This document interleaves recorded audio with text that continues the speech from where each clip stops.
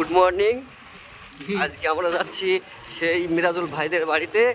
সকালবেলায় চা ডিম সিদ্ধ করে রেডি করে রেখেছে আমাদের জন্যে। তো আমাদেরকে বললো চা ডিম দিব, মিষ্টি নিয়ে আসতে হবে। তাই আমরা বাজারে গিয়েছিলাম মিষ্টি আনতে। এখন মিষ্টি নিয়ে ওদের বাড়িতে যাচ্ছি, গিয়ে ওদের বাড়িতে এখন চা ডিম খাওয়া হবে। তারপরে আমরা যেমন মিষ্টি নিয়ে যাচ্ছি, ওকে বলবো যে খাসির মাংস নিয়ে আসবা আজকে, ওদের বাড়িতে খাওয়া দাওয়া হবে খাসির মাংস দিয়ে।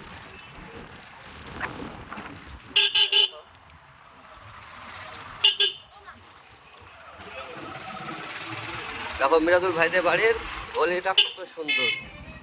এই গলিতে একটা টুকটুকি আসলে আর মোটর সাইকেল যাবে না। গিয়ার কমা ভাই। আর হয়তো 1-2 মিনিটের মধ্যে মিরাজুল ভাইদের বাড়িতে পৌঁছে যাব। দেখি মিরাজুল ভাই কি করছে। একটা ঘাসের দাম 200 টাকা কেজি।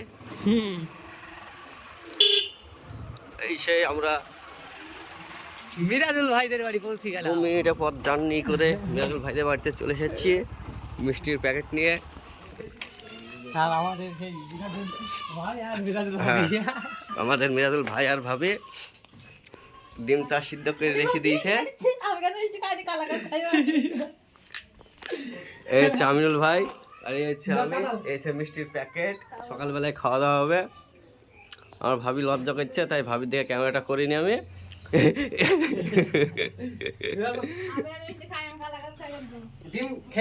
ধরেন ভাই।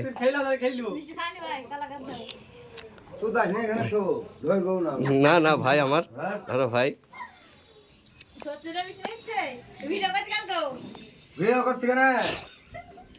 আমার ভাই ডিম চা খাওয়াবে আমাদের এখন।